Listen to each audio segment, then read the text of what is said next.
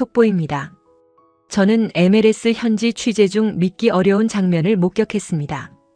백발의 노인 한 분이 카메라 앞에서 두 손을 떨며 오열하고 있었습니다. 전부 거짓말입니다. 그 아이에 대해 세상이 떠들어댄 말들이 전부 거짓이라고요. 그 무렵 전 세계 언론은 한 축구 스타를 향해 냉혹한 평가를 내리고 있었습니다. 연속 무득점, 고액 연봉에 걸맞지 않는다는 혹평, 팬들의 입에서 터져나오는 선고. 이제 끝났다. 하지만 그가 모든 비난을 침묵으로 버티던 바로 그 시간, 아무도 알지 못했던 일이 조용히 이어지고 있었습니다. 매달 이름 한 줄 남기지 않은 채 누군가에게 거액의 돈이 흘러들고 있었다는 사실. 그 돈의 진짜 의미는 무엇이었을까요? 그리고 그 진실이 세상에 드러나던 날 손가락질하던 사람들은 왜 하나둘 조용해질 수밖에 없었을까요? 사연 시작 전 구독과 좋아요를 눌러주시면 이 따뜻함을 더 많은 분들과 나눌 수 있습니다. 손흥민 선수를 응원하는 곳이 어딘지 댓글로 알려주세요. 여러분 계신 그곳에 행운이 가득 깃들길 바라겠습니다. 저는 스포츠 저널리스트로 일한 지 20년이 넘었습니다. 런던에서 시작해 뉴욕을 거쳐 지금은 로스앤젤레스에 자리를 잡고 있습니다. 수많은 선수들의 전성기를 취재했고 또 그만큼의 선수들이 조용히 무대에서 사라지는 것도 지켜봤습니다. 그 긴 세월 동안 나는 한 가지를 배웠습니다. 숫자는 거짓말을 하지 않는다고. 경기장의 결과는 냉정하다고.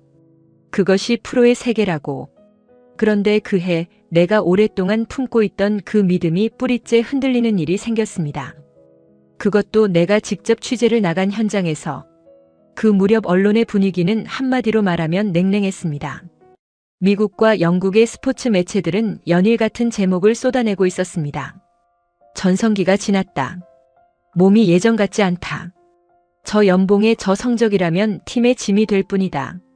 사실 나 역시 처음에는 그 흐름에서 크게 벗어나 있지 않았습니다. 데이터는 명확했으니까요. 연속된 경기에서 득점이 없었고 결정적인 순간마다 슈팅은 빗나갔습니다. 내가 담당 편집장에게 보내는 주간 보고서에도 그런 수치들이 그대로 실렸습니다. 나는 그것이 공정한 기록이라고 생각했습니다. 그때까지는요. 문제는 내 눈으로 직접 본 것이 숫자와 전혀 다른 이야기를 하고 있다는 점이었습니다. 나는 취재차 LAFC의 훈련장을 찾아간 날 경기 후 믹스트존에서 손흥민 선수를 가까이서 본 적이 있었습니다. 보통 부진한 선수는 카메라 앞에서 고개를 숙입니다. 말을 아끼고 시선을 피하고 빨리 그 자리를 벗어나려 합니다. 그것이 제가 20년 동안 수없이 봐온 풍경이었습니다. 그런데 그는 달랐습니다. 믹스트존을 지나면서 팬들과 눈이 마주치자 멈춰서서 깊이 인사를 했습니다. 아이들이 내민 사인지를 하나씩 받아들었습니다. 오히려 표정이 부드러웠고 무언가를 억지로 참는 기색이 없었습니다. 저는 순간 의아했습니다. 전 세계가 자신을 향해 비난을 쏟아내고 있는데 저 사람은 대체 왜 가장 힘든 시간에 오히려 더 밝게 웃고 있는 걸까? 뭔가 이상했습니다. 그날 밤 숙소로 돌아와 노트북을 열어 그날 찍어온 영상을 다시 돌려봤습니다. 믹스트존에서의 장면, 팬들과의 짧은 교류, 그리고 홀로 버스에 오르던 뒷모습. 저는 오래 그 화면 앞에 앉아 있었습니다. 언론이 말하는 손흥민과 내가 눈앞에서 본 손흥민이 너무 달랐습니다. 그리고 그날 밤 한 동료 기자에게서 짧은 메시지가 왔습니다. 런던 쪽에서 이상한 소문이 돌고 있어. 손흥민이 떠나기 전에 어딘가에 돈을 보냈다는데 이름을 밝히지 않았대. 저는 처음에는 대수롭지 않게 넘겼습니다.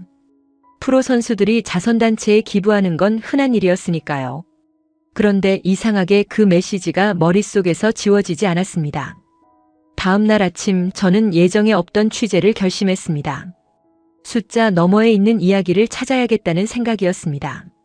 런던 쪽 연락처를 뒤졌고 교민 커뮤니티에 아는 지인을 통해 조심스럽게 실마리를 잡아가기 시작했습니다. 그리고 며칠 후 저는 예상하지 못했던 장소에서 예상하지 못했던 사람을 만나게 되었습니다. 런던 북쪽 외곽의 낡은 건물 안 작은 한식당. 그곳에는 70이 넘어 보이는 할머니 한 분이 계셨습니다. 그분이 처음 저를 보자마자 하신 말씀은 지금도 귓가에 남아 있습니다. 취재요? 그 아이 흉보러 오신 거라면 저는 할 말이 없습니다. 그 목소리에는 단호함과 함께 오랜 세월의 무게 같은 것이 담겨 있었습니다. 저는 직감했습니다. 이 할머니는 무언가를 알고 있다고. 그리고 그 무언가가 제가 그동안 써온 어떤 기사보다 진실에 가까운 이야기일 것이라고. 런던에 도착한 건 늦은 오후였습니다. 히스로 공항을 빠져나와 택시에 몸을 실었을 때 창밖으로 보이는 하늘은 낮은 구름으로 가득했습니다. 오래전 이곳에서 취재를 하던 시절이 떠올랐습니다. 그때도 날씨는 지금과 비슷하게 흐렸습니다. 런던은 늘 그런 도시였습니다. 무언가를 깊이 품고 있으면서도 쉽게 속을 드러내지 않는 곳. 나는 이 도시에서 무언가를 찾아야 한다는 묘한 긴장감을 느끼며 조수석 창에 이마를 기댔습니다. 택시 기사가 라디오를 틀었습니다. 스포츠 뉴스였습니다. 아나운서의 목소리가 익숙한 이름을 호명하는 순간 나는 자연스럽게 귀를 세웠습니다. 손흥민. 이번 주도 무득점. 팬들의 기대에 부응하지 못하고 있다는 논평이 이어졌습니다. 택시 기사가 백미러로 나를 힐끗 보더니 말했습니다. 저 선수 토트넘 때가 그리울 것 같지 않습니까? 나는 아무 말도 하지 않았습니다. 교민 커뮤니티 지인의 안내를 받아 찾아간 식당은 지하철역에서 꽤 걸어야 닿는 곳에 있었습니다. 낡은 2층 건물의 1층, 유리창에는 빛이 바랜 태극기 스티커가 붙어 있었습니다. 간판의 글씨도 세월에 닳아 반쯤 지워져 있었습니다. 문을 열자 된장과 참기름이 섞인 냄새가 훅 밀려왔습니다. 그 냄새는 낯설면서도 어딘지 모르게 익숙했습니다. 오래된 것들만이 가질 수 있는 냄새. 세월이 쌓이지 않으면 절대 만들어지지 않는 그런 냄새였습니다. 홀 안에는 손님이 없었습니다. 낮 시간이기도 했지만 테이블 두어 개가 비어있는 풍경이 조금은 쓸쓸해 보였습니다. 주방 쪽에서 그릇 부딪히는 소리가 들렸고 곧이어 앞치마를 두른 할머니 한 분이 나오셨습니다. 처음에 할머니는 경계를 푸시지 않았습니다. 저널리스트라는 말을 꺼내자마자 표정이 굳었고 그 아이에 대해서라면 드릴 말씀이 없습니다라는 말을 짧게 남기고 다시 주방으로 들어가려 하셨습니다. 나는 재빨리 말했습니다. 흉을 보러 온 게 아닙니다. 그 반대입니다. 할머니는 멈추셨습니다. 돌아보시는 눈빛에 무언가 복잡한 것이 스쳐 지나갔습니다. 잠시 침묵이 흘렀습니다. 그러더니 할머니는 천천히 맞은편 의자를 당기며 앉으셨습니다. 그리고 한숨을 하나 내쉬시고는 낮은 목소리로 말씀하셨습니다. 그 아이가 런던을 떠나기 전에 우리 식당에 마지막으로 왔을 때요. 저한테 아무 말도 안 했어요. 그냥 밥 먹고 조용히 일어나더니 잘 있으라고만 했거든요. 할머니의 목소리가 잠깐 흔들렸습니다. 근데 이상하게 그날따라 제가 눈물이 났어요. 왜 그랬는지 모르겠어요. 그냥 저 아이가 혼자 참고 있는 게 보여서. 나는 수첩을 펴지 않았습니다. 그냥 들었습니다. 할머니가 말씀하시는 손흥민은 언론이 묘사하는 그 선수와 달랐습니다. 경기가 끝나면 조용히 혼자 식당을 찾아왔다고 했습니다. 화려한 곳이 아닌 이 낡고 작은 식당을. 항상 같은 메뉴를 시켰고 특별한 자리를 고집하지 않았으며 주방 일이 바쁘면 기다렸고 다른 손님이 있으면 구석 자리를 찾았다고 했습니다. 밥을 다 먹고 나서는 늘 그릇을 한쪽으로 정리해두고 나갔다고도 했습니다. 그게 뭔지 아세요? 할머니가 나를 바라보며 말씀하셨습니다. 어머니한테 배운 사람이에요. 그런 건 가르친다고 되는 게 아니거든요. 나는 그 말이 오래 마음에 걸렸습니다. 어머니한테 배운 사람. 그 짧은 문장 안에 얼마나 많은 것이 담겨 있는지를 그 순간은 미처 다 알지 못했습니다. 할머니는 말씀을 이어가시다 잠시 먼 곳을 보셨습니다. 그러더니 아주 천천히 거의 혼잣말처럼 중얼거리셨습니다. 그 아이가 런던 떠나고 나서 우리 식당에 매달 돈이 들어오기 시작했어요. 처음엔 누군가 실수로 보낸 줄 알았지요. 나는 조용히 물었습니다. 확인해 보셨습니까? 할머니는 고개를 끄덕이셨습니다. 그래서 계좌를 봤더니 할머니의 말이 거기서 잠시 멈췄습니다. 눈가가 붉어지고 있었습니다. 그 이름이 무엇이었는지 그 순간 나는 아직 알지 못했습니다. 다만 할머니의 표정만으로도 충분히 느낄 수 있었습니다.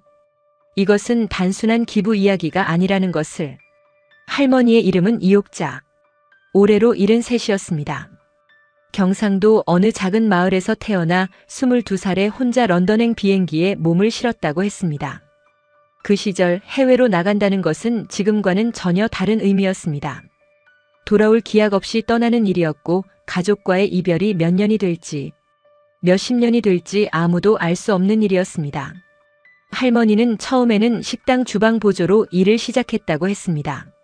한국말도 잘 통하지 않는 환경에서 손이 트고 발이 붓도록 일했습니다. 그렇게 번 돈을 한 푼, 두 푼 모아 10여 년 만에 작은 가게 하나를 얻었습니다. 간판에는 아무 장식도 없이 그냥 한글로 이름만 썼습니다. 크게 성공하겠다는 욕심이 없었습니다. 그저 고향 음식을 그리워하는 사람들에게 따뜻한 밥 한 끼를 내어주고 싶었다고 했습니다. 식당은 오랜 세월 그 자리를 지켰습니다. 화려하지 않아도 단골이 있었고 입소문을 타고 찾아오는 교민들이 있었습니다. 할머니는 메뉴를 바꾸지 않았습니다. 된장찌개, 제육볶음, 김치찜. 수십 년째 같은 손맛이었습니다. 누군가는 그것이 고집이라고 했지만 할머니에게는 고집이 아니었습니다. 그것은 이 식당이 지켜온 방식이었고 멀리서 찾아오는 사람들이 기대하는 것이기도 했습니다. 처음 문을 열던 날부터 그 맛을 기억하는 손님들이 있었고 그 손님들이 자녀를 데리고 오고 또 그 자녀들이 친구를 데리고 왔습니다. 식당 안에는 그런 세월의 켜가 쌓여 있었습니다. 낡은 테이블도 삐걱거리는 의자도 벽에 붙은 색바랜 사진들도 모두 그 시간의 일부였습니다. 그런데 몇 해 전부터 균열이 시작됐습니다. 아들이 영국에서 작은 사업을 시작했습니다. 할머니는 평생 모은 돈을 아들에게 내어줬습니다. 자식 잘 되는 것이 부모에게는 자신의 성공보다 더 큰 기쁨이라는 것을 아는 사람이라면 할머니가 그 돈을 내어주면서 얼마나 가슴이 뿌듯했을지를 짐작할 수 있을 것입니다. 그러나 사업은 생각처럼 되지 않았습니다. 코로나 이후 경기가 가라앉으면서 아들의 사업도 함께 무너졌습니다. 빚이 남았고 할머니는 그 빚의 일부를 떠안아야 했습니다. 식당 임대료가 밀리기 시작한 것이 그 무렵이었습니다. 건물주는 처음에는 기다려 주었습니다. 오래된 세입자였고 동네에서 아는 사이이기도 했으니까요. 그러나 시간이 지날수록 상황은 나아지지 않았습니다. 할머니는 밤마다 장부를 들여다보면서 혼자 계산을 했습니다. 어느 달을 버티면 다음 달이 나아질까? 어느 계절이 지나면 숨통이 트일까? 그러나 숫자는 좀처럼 희망적인 방향으로 움직이지 않았습니다. 그해 겨울 할머니는 처음으로 식당 문을 닫는 것을 진지하게 생각했습니다. 50년 가까이 지켜온 것을 내려놓는다는 것이 어떤 일인지를 그 나이쯤 되면 누구나 압니다. 그것은 단순히 가게 하나를 폐업하는 문제가 아닙니다. 자신이 살아온 방식 전체를 접는 것이고 이 도시에서 자신이 존재했던 이유를 지우는 것과 다름없는 일입니다. 할머니는 그 겨울을 버티면서 여러 번 눈물을 삼켰다고 했습니다. 손님이 줄고 매출이 줄고 몸도 예전 같지 않았습니다. 새벽에 눈이 떠지면 다시 잠들지 못하고 천장만 바라보는 날이 많아졌습니다. 식당을 접고 나면 자신은 무엇으로 하루를 시작해야 하는가? 그 질문이 가장 무거웠다고 했습니다. 그런데 그 겨울이 끝나갈 무렵 이상한 일이 생겼습니다. 통장에 돈이 들어왔습니다. 처음에는 금액이 크지 않았습니다. 차고 입금인가 싶어 그냥 두었습니다. 그런데 다음 달에도 같은 금액이 들어왔습니다. 그 다음 달에도 규칙적으로 조용하게. 이름은 없었습니다. 입금자 표기란에는 짧은 영문 이니셜만 적혀 있었습니다. 할머니는 처음에 어떤 단체나 교민 모임에서 보낸 것이라고 생각했습니다. 종종 어려운 교민 가게를 돕는 움직임이 있다는 이야기를 들은 적이 있었으니까요. 그래서 감사한 마음으로 받았습니다. 그 돈 덕분에 밀린 임대료를 낼 수 있었고 식재료를 다시 채울 수 있었습니다. 식당은 계속 문을 열 수 있었습니다. 그리고 봄이 되던 어느 날 할머니는 우연히 그 이니셜의 정체를 알게 되었습니다. 교민 커뮤니티의 한 지인이 조심스럽게 귀띔을 해준 것이었습니다. 할머니는 그 이름을 듣는 순간 아무 말도 할 수 없었다고 했습니다. 머릿속이 하얘지는 느낌이었다고. 눈물이 나오려 했지만 참았다고 했습니다. 그 이름의 주인공이 그 시간에 세계 언론으로부터 얼마나 많은 비난을 받고 있었는지를 누구보다 잘 알고 있었기 때문이었습니다. 비난받는 시간에도 침묵을 강요받는 시간에도 그는 조용히 이 식당을 지키고 있었습니다. 아무에게도 말하지 않고. 그 사실이 할머니의 가슴을 무너뜨렸습니다. 나는 할머니의 이야기를 들으면서 내내 수첩을 펴지 않았습니다. 취재를 시작한 이후 처음 있는 일이었습니다. 20년 넘게 기자로 살면서 나는 늘 수첩을 먼저 꺼내는 사람이었습니다. 상대가 말을 시작하기도 전에 펜을 들고 뭔가를 적어야 한다는 직업적 강박이 몸에 배어 있었습니다. 그런데 그날은 달랐습니다. 할머니의 말 한마디 한마디가 그냥 기록이 아니라 어떤 삶의 무게로 느껴졌고 그것을 숫자와 문장으로 눌러 담는 일이 오히려 신뢰처럼 여겨졌습니다. 나는 그냥 들었습니다. 그리고 들으면서 점점 무언가가 가슴 안쪽에서 단단해지는 것을 느꼈습니다. 할머니가 그 이름을 처음 알게 된 것은 봄비가 내리던 오후였다고 했습니다. 교민 커뮤니티의 지인이 찾아와 조심스럽게 말을 꺼냈고 할머니는 처음에 잘못 들은 줄 알았다고 했습니다. 그래서 다시 물었고 다시 들었습니다. 같은 이름이었습니다.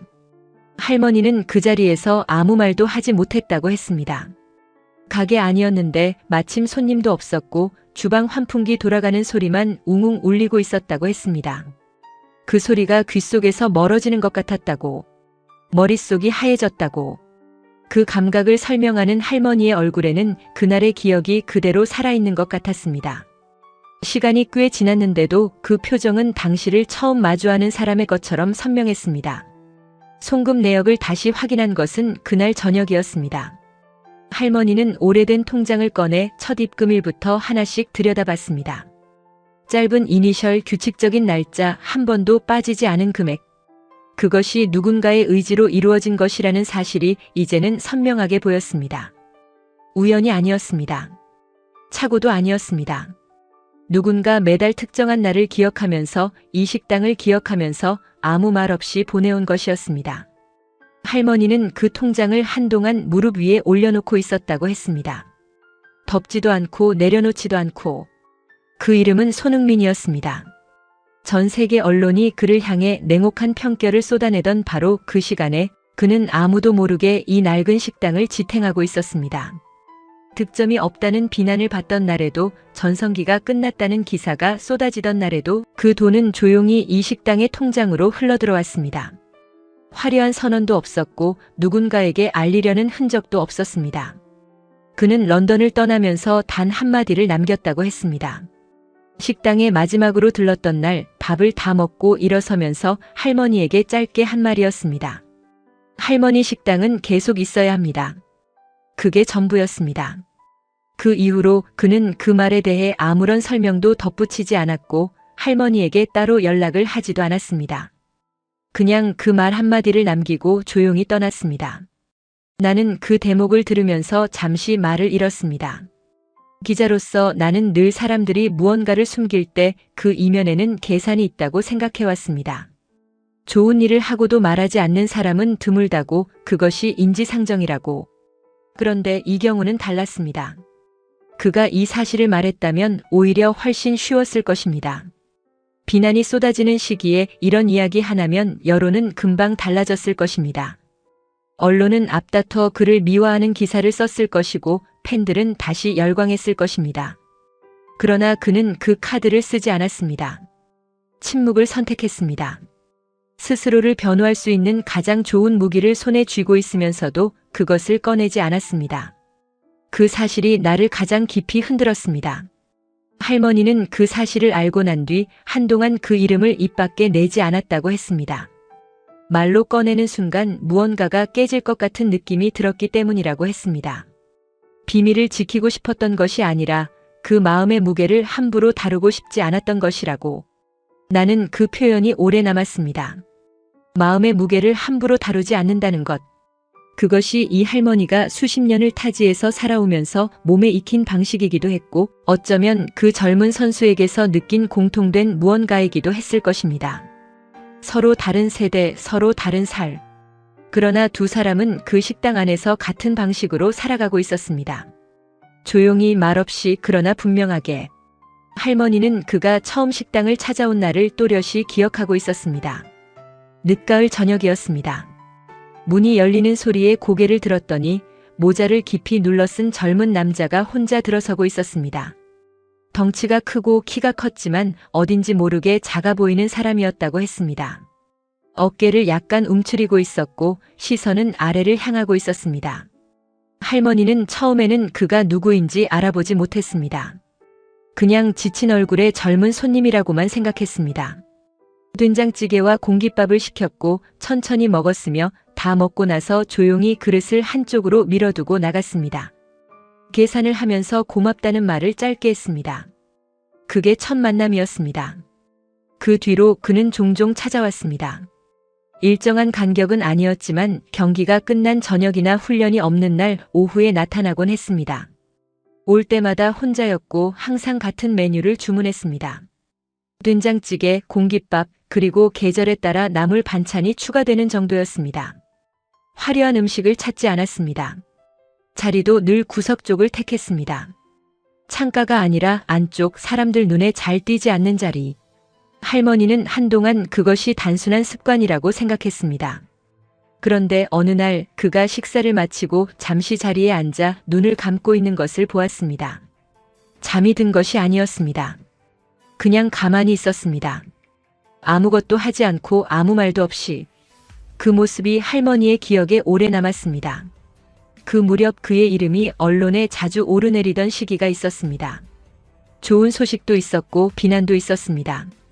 부상 소식이 들려오던 때도 있었고 국가대표 경기에서 부진했다는 기사가 쏟아지던 때도 있었습니다. 그런 날일수록 그는 더 조용히 식당을 찾아왔습니다. 말이 없었고 표정도 크게 드러내지 않았습니다. 밥을 먹는 속도도 느렸습니다. 할머니는 그때 처음으로 이 사람이 이 공간에서 무언가를 채우고 있다는 것을 느꼈다고 했습니다. 음식만이 아니라 이 낡고 오래된 식당 안의 공기 같은 것을. 된장 냄새, 기름 냄새, 낡은 나무 테이블의 질감, 오래된 형광등 불빛. 화려한 것은 하나도 없는 그 공간이 이 사람에게는 어떤 의미가 있는 것 같았다고 했습니다. 한 번은 할머니가 조심스럽게 물어본 적이 있었다고 했습니다. 힘드냐고. 딱 두 글자였습니다. 그는 잠깐 손을 멈췄다가 괜찮다고 했습니다. 그런데 할머니는 그 괜찮다는 말이 오히려 더 마음에 걸렸다고 했습니다. 너무 빨리 나온 대답이었기 때문입니다. 아무 고민 없이 습관처럼 튀어나오는 괜찮다. 그것이 오히려 그 안에 얼마나 많은 것이 쌓여 있는지를 보여주는 것 같았다고. 할머니는 그날 이후로 다시는 그런 말을 꺼내지 않았다고 했습니다. 대신 그가 오면 조금 더 넉넉하게 밥을 담아냈고 국을 조금 더 진하게 끓였습니다. 말 대신 밥으로 건넬 수 있는 것을 건넸습니다. 프로 선수의 삶이 얼마나 고단한 것인지를 바깥에서 보는 사람들은 잘 모릅니다.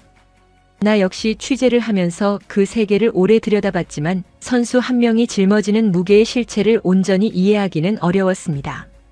골을 넣으면 영웅이 되고 못 넣으면 실패자가 됩니다. 그 평가는 경기가 끝나는 순간 즉각적으로 쏟아지고 다음 경기가 시작되기 전까지 멈추지 않습니다. 선수는 그 모든 말들을 몸으로 받아내면서도 다시 훈련복을 입어야 합니다. 다시 경기장에 서야 하고 다시 공을 차야 합니다. 무릎이 아파도 마음이 지쳐도 그 다음을 준비해야 합니다. 그 외로움을 이해하는 사람이 주변에 얼마나 있을까? 나는 그 질문을 오래 붙들고 있었습니다.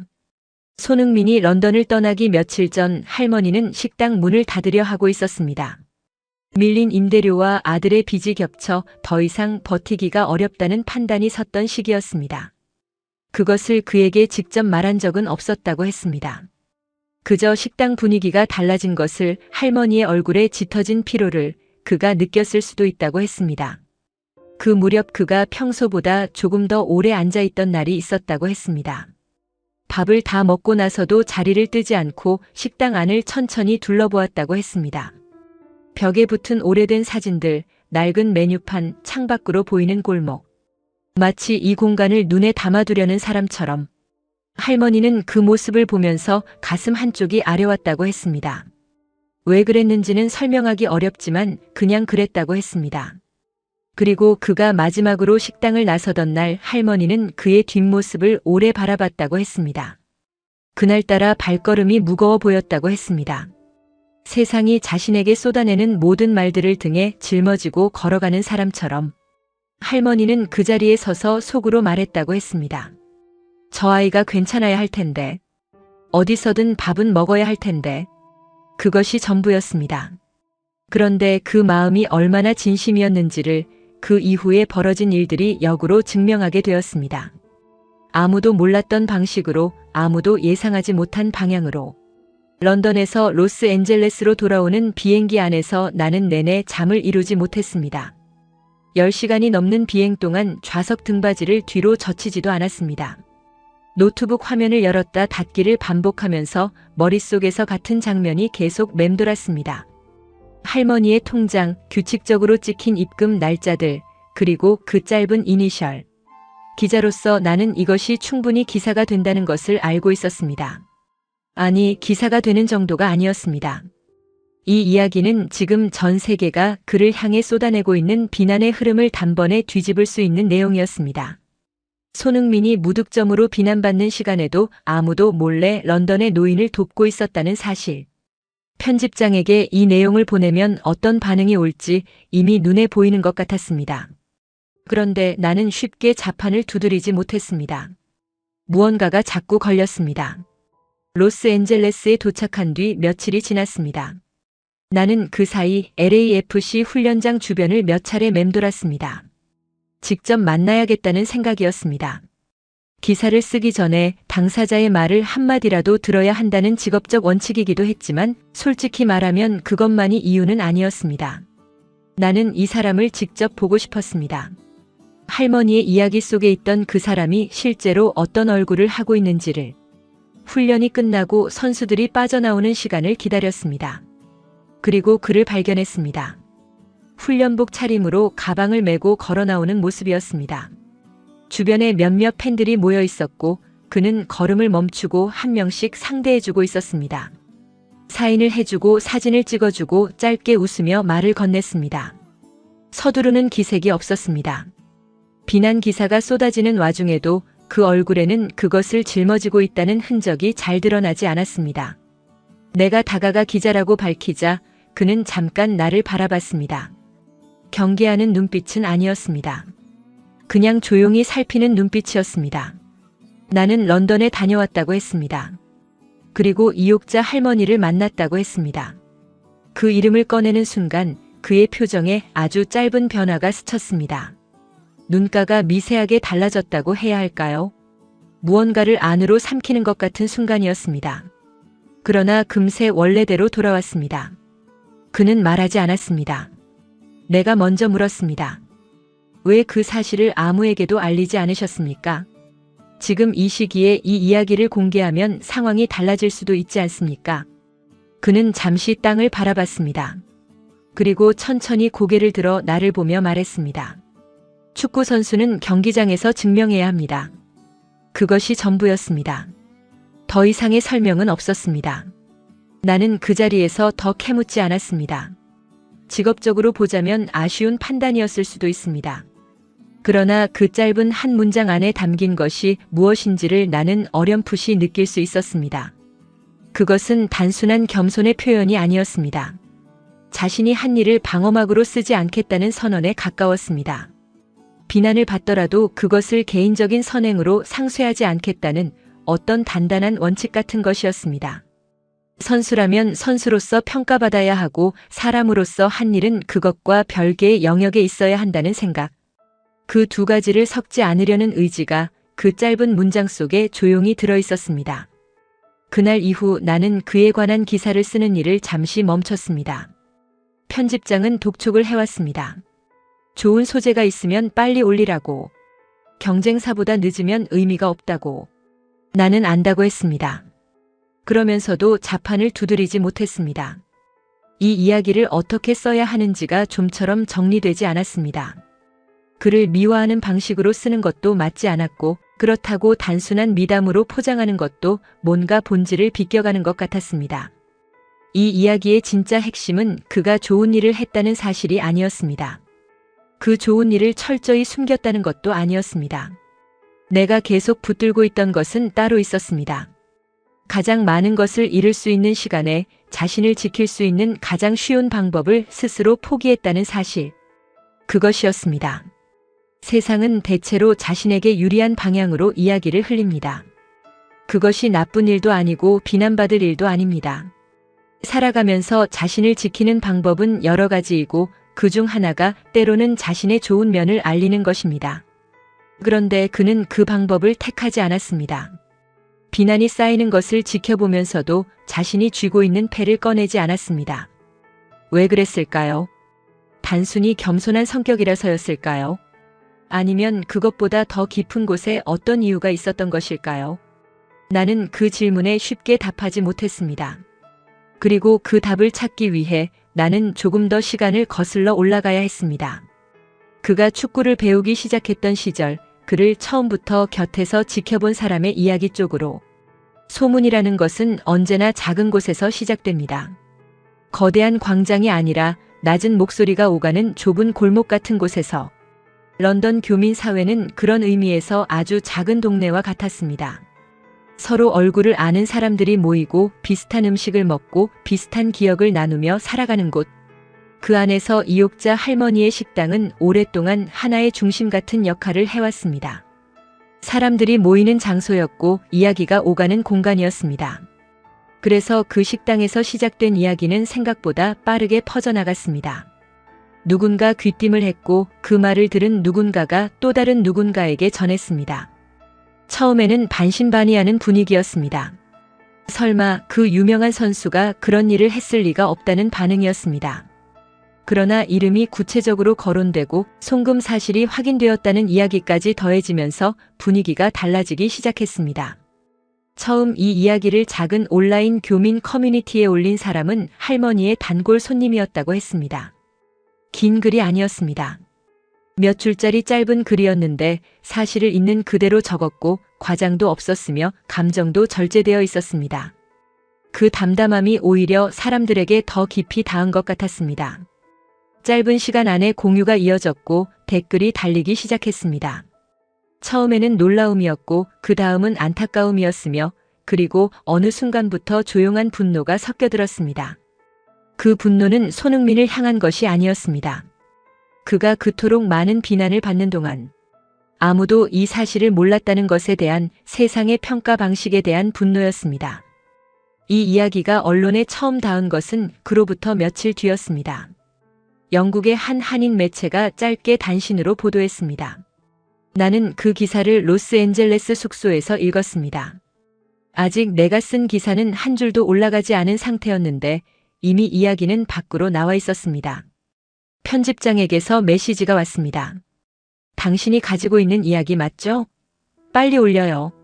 나는 그 메시지를 읽으면서도 바로 자판을 두드리지 않았습니다. 이 이야기를 처음 들었을 때부터 마음속에 자리 잡고 있던 질문이 아직 정리되지 않았기 때문이었습니다. 기사를 쓴다는 것은 어떤 의미에서는 이 이야기를 세상의 소비 대상으로 만드는 일이기도 했습니다. 그것이 이 이야기의 합당한 방식인가 하는 물음이 계속 남아 있었습니다. 그러나 이야기는 이미 멈출 수 없는 방향으로 흘러가고 있었습니다.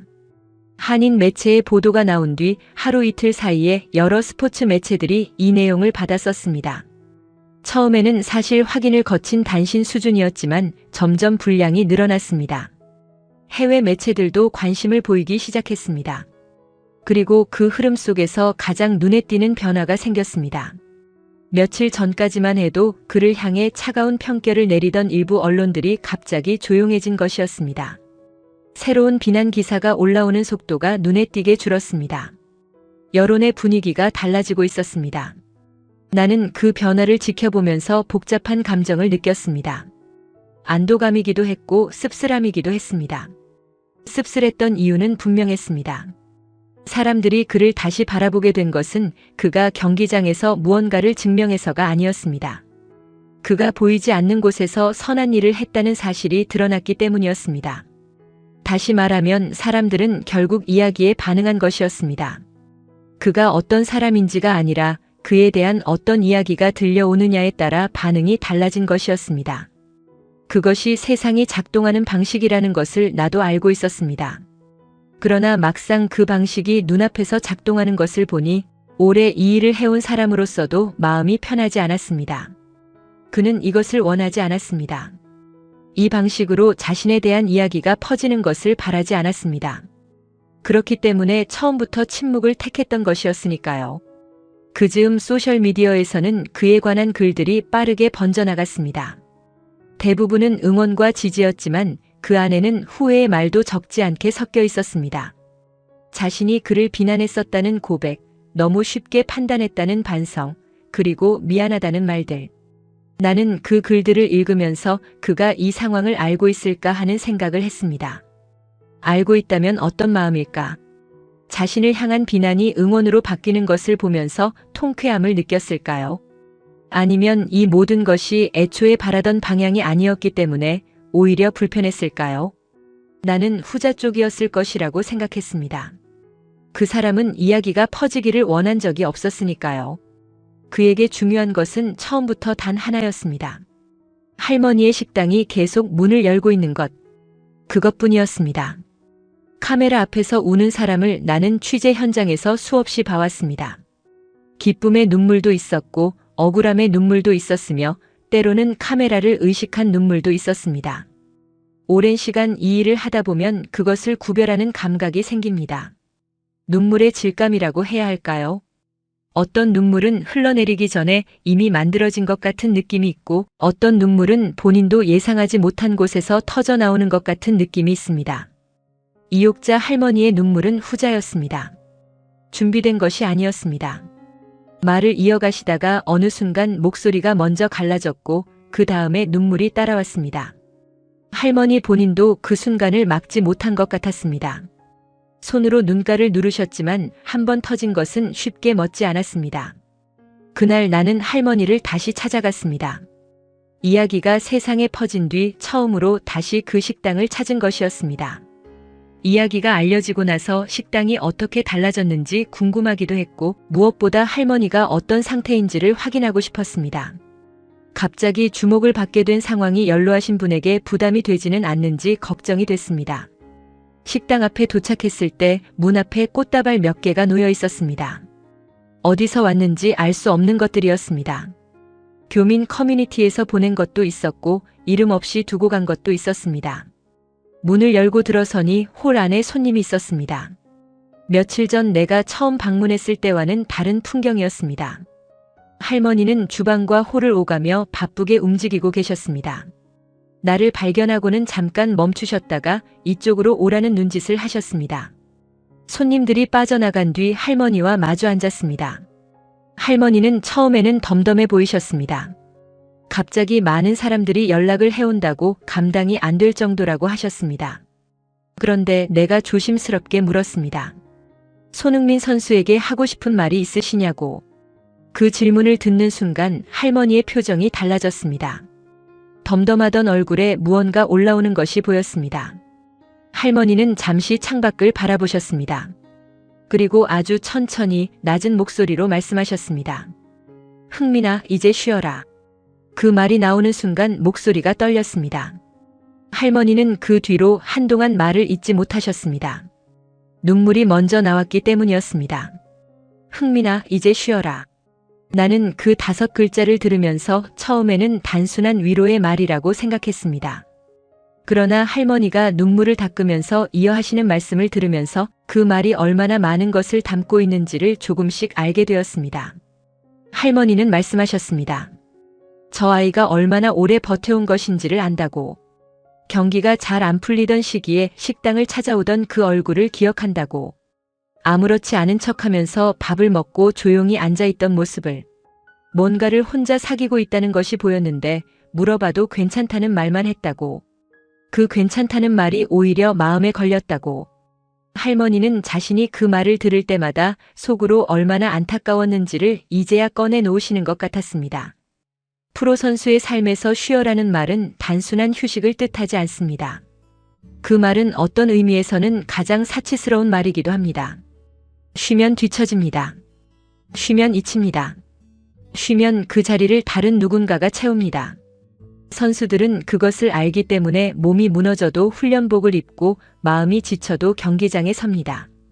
그 세계에서 쉬어도 된다는 말을 건네는 사람은 드뭅니다. 그 말을 건넬 수 있는 사람은 그 고단함을 진심으로 이해하는 사람이어야 하기 때문입니다. 할머니는 그 말을 하기 위해 긴 시간 그의 곁에서 밥을 지었고 그의 지친 얼굴을 보아왔으며 아무것도 묻지 않으면서도 모든 것을 알아왔습니다. 그 말 한마디 안에 그 모든 시간이 들어있었습니다. 할머니는 눈물을 닦으시면서 한 가지를 더 말씀하셨습니다. 그가 마지막으로 식당을 나서던 날 뒷모습을 바라보면서 마음속으로 했던 말이 있었다고 했습니다. 저 아이가 어디서든 따뜻한 밥 한 끼는 먹어야 할 텐데. 그것이 전부였다고 했습니다. 그런데 정작 그 아이는 떠나면서 자신의 끼니 걱정이 아니라 이 식당이 계속 따뜻한 밥을 낼 수 있도록 손을 쓰고 간 것이었습니다. 할머니는 그 사실이 아직도 믿기지 않는다고 하셨습니다. 내가 그 아이 걱정을 하고 있었는데 그 아이는 나를 걱정하고 있었던 거라고. 그 말을 하실 때 할머니의 눈물이 다시 흘렀습니다. 이번에는 닦지 않으셨습니다. 나는 그날 식당을 나오면서 오랫동안 걸음을 떼지 못했습니다. 런던의 저녁 공기가 차가웠고 골목은 조용했습니다. 할머니의 그 말이 귓속에서 맴돌았습니다. 흥민아, 이제 쉬어라. 세상이 그에게 쏟아낸 수많은 말들 중에서 그 짧은 5글자가 가장 오래 남았습니다. 화려한 찬사도 아니었고 거창한 위로도 아니었습니다. 그냥 밥을 지어주던 사람이 밥 먹던 사람에게 건네는 말이었습니다. 그런데 그 말이 어떤 긴 문장보다도 더 많은 것을 담고 있었습니다. 나는 그것이 이 이야기에서 내가 찾던 것이었다는 것을 그 골목을 걸어 나오면서 비로소 알았습니다. 취재를 마무리하면서 나는 한 가지 자료를 다시 꺼내 읽었습니다. 손흥민의 아버지 손흥정 감독에 관한 인터뷰 기록들이었습니다. 예전에 자료조사 차원에서 훑어본 적이 있었지만 그때는 그냥 지나쳤던 문장들이 이번에는 다르게 읽혔습니다. 그것은 내가 달라진 것이었습니다. 런던의 작은 식당에서 할머니의 이야기를 듣기 전과 후 나는 같은 문장을 다르게 읽는 사람이 되어 있었습니다. 오래된 기록들을 다시 넘기면서 나는 몇 번이나 멈춰 섰습니다. 이 문장이 저 아이의 살 속에서 이렇게 살아있었구나 하는 생각이 들 때마다였습니다. 손흥정 감독이 아들을 가르치면서 가장 많이 강조했다고 알려진 말이 있습니다. 축구보다 사람이 먼저다. 짧은 문장입니다. 그러나 그 짧음이 오히려 이 말의 무게를 만들어냅니다. 길게 설명하지 않아도 되는 말은 그만큼 오랫동안 살아남습니다. 기술보다 인성, 결과보다 과정, 명성보다 태도. 이것이 손흥정 감독이 아들에게 심어주려 했던 것들이었습니다. 감독은 아들이 어린 시절부터 화려한 개인기보다 기본기를 반복하게 했고 칭찬보다 엄격함으로 아이를 키웠습니다. 그것이 가혹하다는 시선도 있었습니다. 그러나 그 안에는 분명한 방향이 있었습니다. 선수 이전에 사람이 되어야 한다는 흔들리지 않는 기준이 있었습니다. 나는 자료를 읽으면서 한 대목에서 오래 멈췄습니다. 손흥정 감독이 아들에게 했다는 말 중에 이런 내용이 있었습니다. 내가 받은 것은 내 것이 아니다. 재능은 하늘이 잠깐 맡겨둔 것이고 너는 그것을 잘 쓸 의무가 있다. 처음 이 문장을 읽었을 때는 그냥 교육적인 말이라고 생각했습니다. 부모가 자식에게 하는 훈계의 언어라고. 그런데 런던에서 돌아온 뒤 다시 읽으니 완전히 다르게 들렸습니다. 이름도 남기지 않고 매달 돈을 보내던 그 행동이 이 문장과 정확히 겹쳐 보였습니다. 그는 자신이 가진 것을 자신만을 위해 쓰지 않았습니다. 받은 것을 흘려보내는 방식으로 아버지의 말을 살아가고 있었습니다. 나는 오랫동안 부모의 영향이라는 것을 취재, 기사에서 다루면서 그것을 다소 상투적인 소재로 여겨온 것이 사실이었습니다. 성공한 사람 뒤에는 훌륭한 부모가 있었다는 이야기, 어릴 때부터 올바른 가르침을 받았다는 이야기. 그런 서사는 익숙했고 그래서 어느 순간부터 새롭게 느껴지지 않았습니다. 그런데 이번에는 달랐습니다. 내가 본 것은 서사가 아니었습니다. 한 사람이 실제로 삶으로 증명하는 장면이었습니다.